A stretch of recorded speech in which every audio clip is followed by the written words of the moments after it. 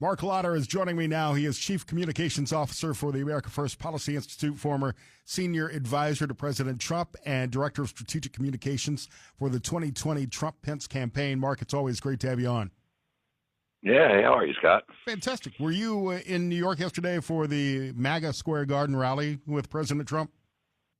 I was. It was amazing. Just got back to D.C. About 20 minutes ago, and heading back into New York tomorrow. It's going to be a busy few weeks. There was a litany of speakers yesterday. It seemed like a long event, but that's good. The energy seemed to be in the room.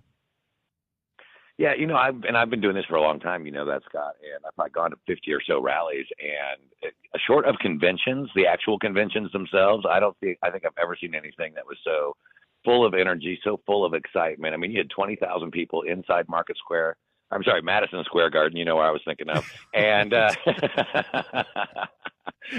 Madison Square Garden, and then you had like 70,000 people outside watching it on jumbotrons. And it was amazing. I love that Kalshi, the betting market, was displaying the latest presidential odds on the big screen in Times Square. I mean, it was really, the most interesting thing is, I've heard all of the left-wing media and their takes on it about how, there was so much excitement. People were smiling. They were singing. I was actually outside after the event, and people were like flowing in and out of the bars in the area of Madison Square Garden, and they were literally singing. They were singing, God bless the USA. They were singing New York, New York. It was just kind of a very exciting, fun thing. There was no incidents that I could see. But, Marc, there was singing and chanting at the Nazi rally at MSG 65 years ago as well. The funny thing about that, and I called it out the other day, I forget where, is that, nobody complained when Bill Clinton took the nomination in Madison Square Garden in 1992, or that Hillary Clinton did her inaugural as a senator in Madison Square Garden in 2000.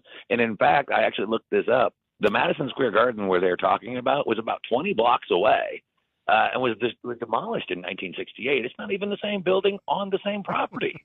So there are a lot of things wrong with that, and I'm pretty sure I didn't see Israeli flags flown at the Nazi rally. No, I would have been shocked to have seen that. There were definitely some there last night, though. Right. So what's the strategy behind sending Trump to New York, a state that a Republican has not carried since Reagan? Well, I think it was twofold. One, and first and foremost, I think this was about the House majority, because most of what they call the majority maker seats were in New York and California. And so we need to hold those in order to keep the majority. And so when you put 20,000 people into the arena, 70,000 outside, I heard, that maybe 200,000 people signed up. Well, from the campaign standpoint, that's data. That's phone numbers, that's email addresses, which they can then activate in their home districts. That can get out to vote. Make sure you bring your friends, that kind of thing.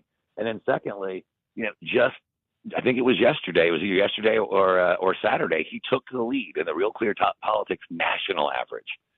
He was down by 8 or 9 points in 2020 and 2016, but he took the lead. And so I think this is actually a play to win the national popular vote. And and that would be fascinating, because obviously, if Donald Trump wins the Electoral College and loses the popular vote, there will be renewed calls to abolish the Electoral College.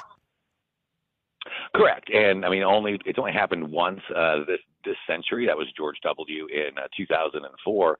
And so, you can win the Electoral College without winning the national popular vote, at least if you're a Republican. But if you win both, you take away a huge storyline from the left. It's also the mandate of the people. You've got the majority outright. And he doesn't need it. He just needs those 270. But if you get it, I think it's a nice little bump. Yeah, it certainly could. I would like to think it could quiet some of the critics, but it won't if that's the case. What do you read into the polling that we're seeing, including the national polling that shows a pulling ahead in the popular vote as well? Traditionally, in 2016, 2020, Donald Trump was underpolled. His numbers were always much lower than what he actually got. Have the pollsters overcompensated for that, and perhaps this lead is misleading? That's a possibility. But I think when you also look at it with some of the voter registration numbers that we've seen, some of the early vote numbers that we've seen, I saw something today that said Democrats had a 1.3 million vote advantage in Pennsylvania by voter registration because you register by party. That's now down below 300,000. So you basically added 1 million or converted 1 million Republicans in the state of Pennsylvania. And so I think those are big numbers. And that's why that state, Michigan and Wisconsin, are suddenly in play. You look at where we were 2000, Florida was the decider, and it was considered the bellwether. It's now so ruby red, that it's not even considered a battleground state anymore. Yeah, same with Ohio. Same with Ohio. Ohio was the deciding state in 2004. So I think, we're seeing this change, and I think we're seeing it come across, obviously, not just in the Midwest, but we're seeing it in the South as well. And it wouldn't surprise me if he actually got the national vote. And I think that was part of why he did that last night. We're talking to Marc Lotter, Chief Communications Officer for the America First Policy Institute, AmericaFirstPolicy.com, former Director of Strategic Communications for the Trump-Pence campaign. At the same time, same weekend that Donald Trump was in New York, Kamala Harris went to Houston, Texas, a state that Democrats are unlikely to carry, although there's been talk that Texas has been turning purple for years now. What was she there for the same reasons, to try to gain congressional seats? Well, I think she would tell you she was there to highlight the abortion laws in Texas. I doubt that, because it doesn't matter where you go, you can tell that story. So there's no purpose for her to be there for that one. My guess is it's twofold. One, they really, really have the only chance they have to control the Senate would be to take out Senator Ted Cruz. Colin Allred, who's running against him, is not polling that well. He's down about 4.5 points, which is about the margin that Ted Cruz won in 2018. Me personally, I think it's more likely that she wanted Beyonce, and Beyonce said, "I ain't coming to you. If you want to come to my house, I'll do your thing, but I ain't coming to you. Don't bother." So there were similarities between the Trump rally in New York and the Harris rally in Texas, and that Beyonce didn't perform at either one of them. That was a running joke last night when because we all heard that there was going to be some mystery special guest at the rally. We all thought maybe it's Beyonce, and she also won't perform.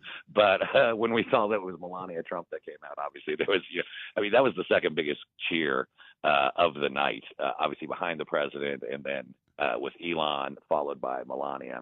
It was just deafening in there, kind of like what I think Game 7, is with the Knicks and the Pacers. Right. So Elon Musk on the campaign trail is he's kind of an odd bird, but it's been interesting to watch his support of Donald Trump. It really was. It was so interesting too, because there were 6 hours of programming, 6 hours of speakers, and I figured, okay, you're going to get, it's like the convention, those afternoon speeches. No one, okay, we'll give you a polite applause. These people were on their feet, and they were bringing it like one after the next, and it really did have that convention feel to it. It was just a very well done event. And the fact that, they have to make fun now, today they're outraged over some joke that was told by a guy who I'd never heard of, but apparently he's popular, like 5 hours before the president took the stage. Yeah, I don't even know who that guy is, Lynchfield or something like that. I can't even remember his name, but yeah, you got to find Tony something killed him. Yeah, Tony Hinchcliffe. You got to find the negatives in a Trump rally somewhere if you're going to carry any sort of headlines and get the clickbait of the day. So that's true. We're talking to Marc Lotter here on the Scott Sands Show. I haven't had a chance to block out 3 hours of my day to listen to this, but what's been the response to Donald Trump on Joe Rogan, released Friday night? It's been huge. I saw that it had already been viewed over 31 million times since it came out. And to put that in perspective, if it was like a network television show, it would be the number one show in all the ratings. It would even beat Sunday Night Football. That just tells you this new. By reaching out to these non-traditional sources, you're actually getting these massive audiences where, back in the day when I first started out doing this thing, you were limited to doing those interviews on 60 Minutes or on, later on cable news. Now, these podcasts are getting these kinds of views. Yeah, it's a high risk, high reward for Donald Trump as well, because you never know which way Joe Rogan might go. And you spend 3 hours talking in that kind of setting. You could easily flip up and say something stupid, but Donald Trump, from what I've heard, from the reviews I've seen, held his own and made a strong case to vote for Donald Trump. The most interesting thing I took away from it, besides all of the great points in the conversation, was that he did this thing without a sip of water, no bathroom breaks. I mean, I was filling in this morning on Newsmax on their morning show for 2.5 hours, and I had to use the restroom twice during commercial breaks from drinking the coffee. Right. It's like he's doing it. Like, he doesn't even take a break. I'm like, my goodness, man, how do you do this? And that's a long time for him to go without a Diet Coke, I hear.